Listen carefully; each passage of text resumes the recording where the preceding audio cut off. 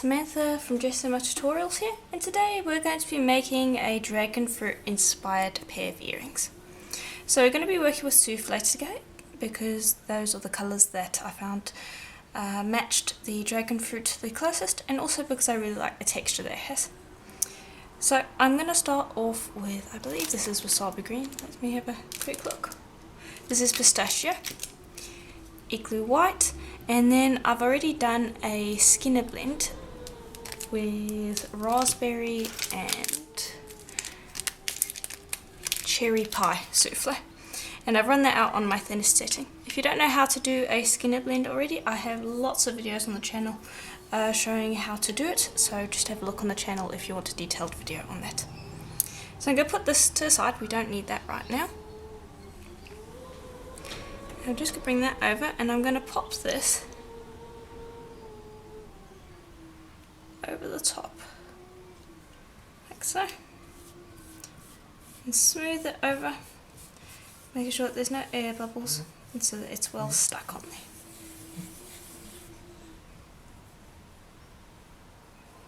You see, just push those air bubbles out, and we're going to be doing a mukame.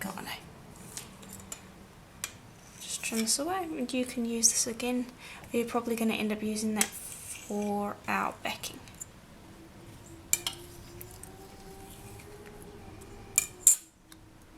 Okay, and just trim your excess. Okay. Then I've got this little crackle stamp, and let me just bring you in a bit.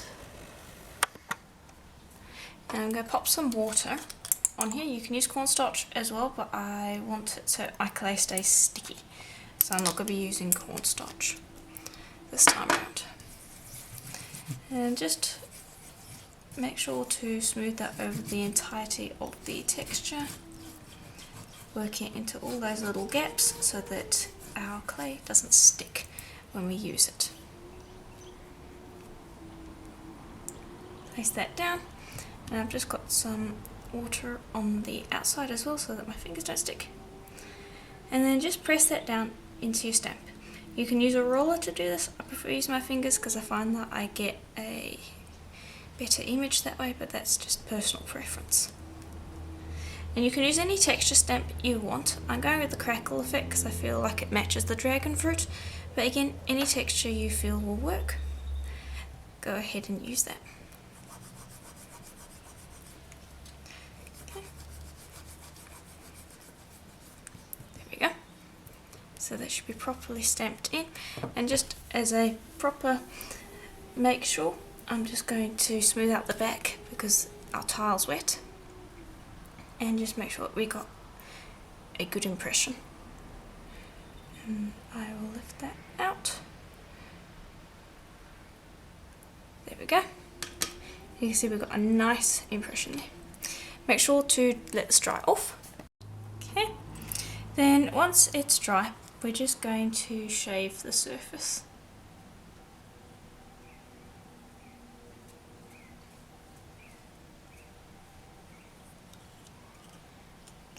And keep these pieces. I'm going to put them onto a piece of paper off to the side over here. Okay. And I went a little too deep on that side. I only want a little bit of the green showing up. There we go. And just take those pieces because we're going to be using that on the back side.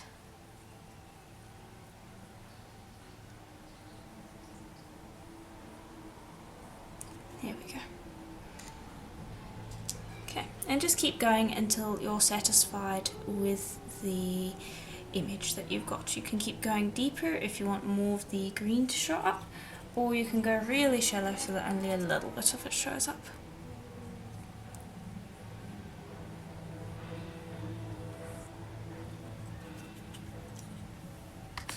Okay, there we go. I don't want to go any more because I don't want more green to show up.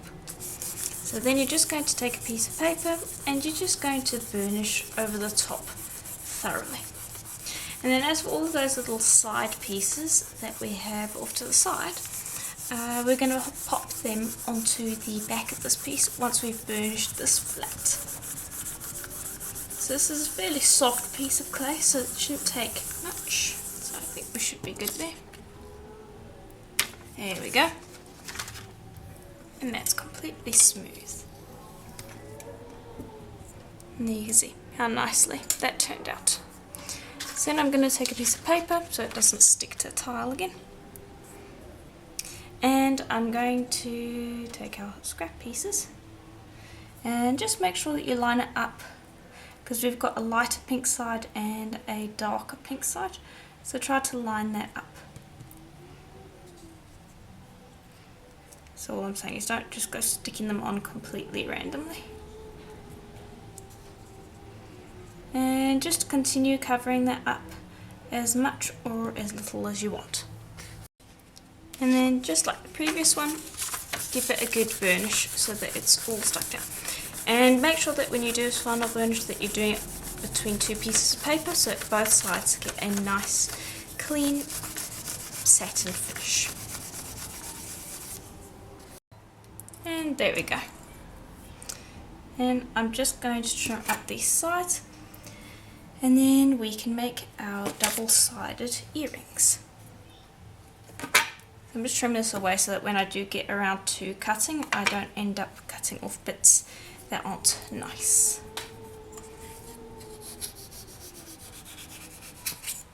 Okay. And there's the other side. So you can see both sides look quite nice. Just going to flip that so that we don't have a stain on it. Okay, put that to the side. We'll use it in a moment. Next step is going to require white clay. That is the same thickness as your sheet over there. And I'm going to bring over some black paint. Now again, this one also needs to be a double-sided piece. So I'm just grabbing some black paint. It's just acrylic. Grabbing a old toothbrush. And then I'm going to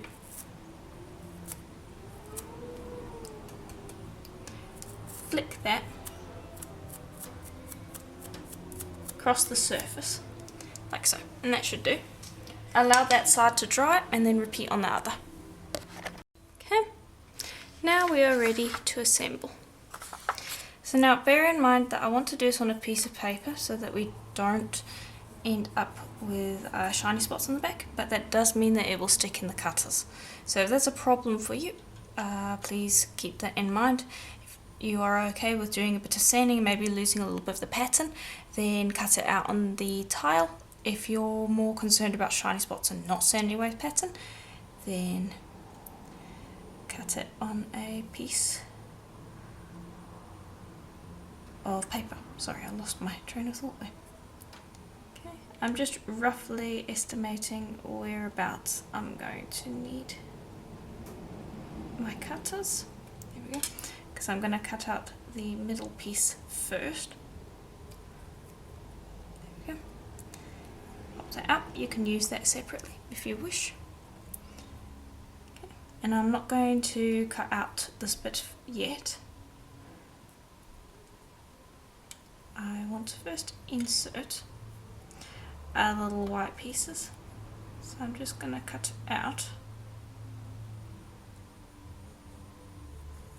our middle pieces first. Okay, just making sure that I have enough space on each side. You know what, I'm going to do them one at a time. I can just see myself accidentally leave myself not enough room. So got this off to this side. Going to grab a piece right in the middle. Clean off the edges because we do have a little bit of that red on there. There we go. Put that to the side, and everything I'm doing here you would do for the other earring. Now I'm going to lift this up because if you look here there's some slight feathering around the edges, and because this is a double-sided piece I don't want that to show up. So I'm just tapping around the edge very gently. Then I'll return it to its place. Bring this over, there's some slight feathering, gently tap that out. And then we'll insert our little piece.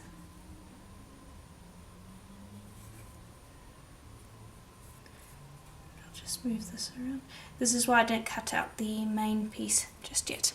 Okay, bring over a piece of paper and just give that a burnish so that those two pieces of clay are properly joined together, because you want them to be stuck together, and I also don't want to see a seam. Okay, that looks good. And that will also stick it to the paper a little bit. Then position that in the middle and cut out.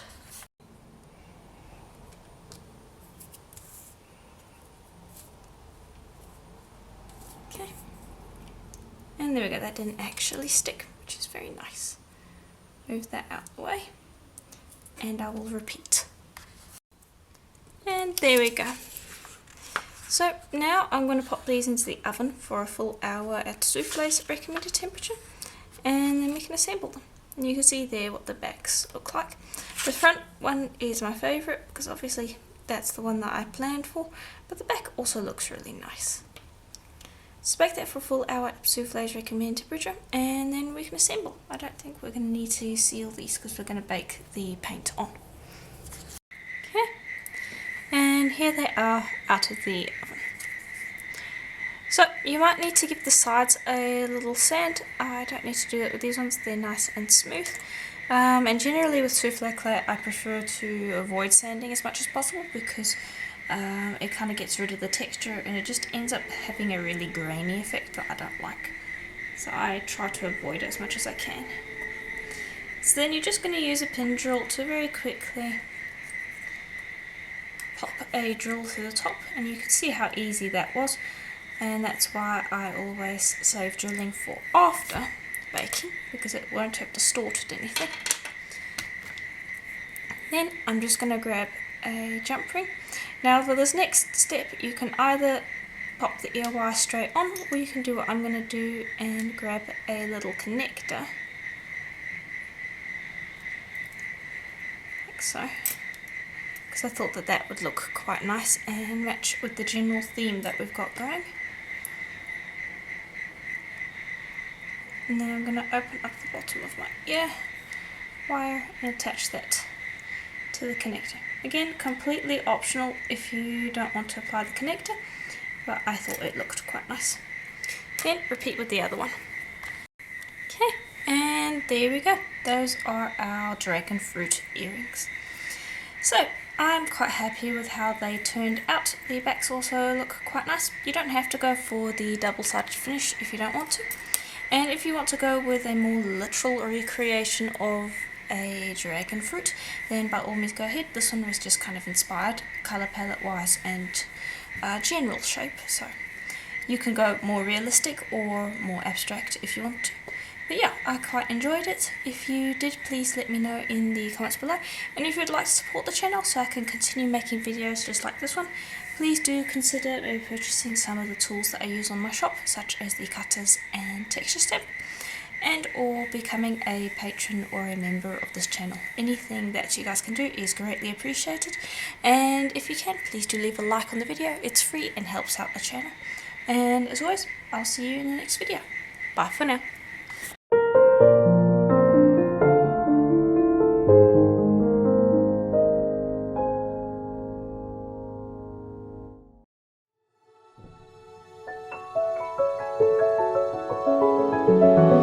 Thank you.